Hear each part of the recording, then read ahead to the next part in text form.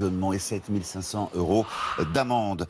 Ils sont 5 000 chaque année en France à se volatiliser par choix, souvent pour refaire leur vie. On les appelle les disparus volontaires. Tous sont majeurs et la justice ne peut rien faire. Une femme a décidé de consacrer sa vie à les retrouver. Thibaut Bijoux-Duval, Lola Sorrenti et Guillaume Petit.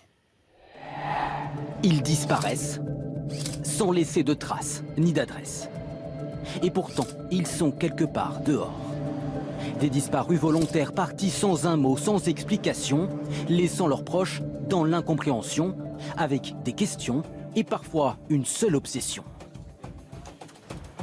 Pour Fabienne, ce fut de retrouver un père, militaire jamais revenu d'un séjour sur un théâtre de guerre. Il est en vie, mais volatilisé. J'ai tout fait, je suis allée à la police, les plaques d'immatriculation, on a cherché partout. À 54 ans, elle parvient finalement à retrouver sa trace, grâce à l'aide d'une enquêtrice. Depuis, il avait refait sa vie.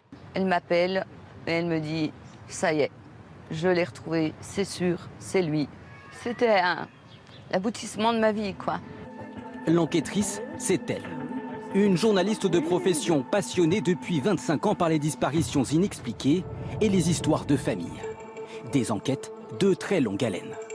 C'est une de mes enquêtes les plus corsées. L'enquête commence chez elle.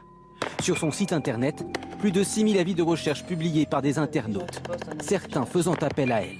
Je recherche une demi-sœur, voilà, il y a disparition de mon oncle, disparition de ma tante, c'est très varié. Ni flic ni détective privé. Ces recherches ne concernent que les disparitions volontaires de personnes majeures. Mais cet après-midi, c'est la police judiciaire qui la contacte pour des renseignements.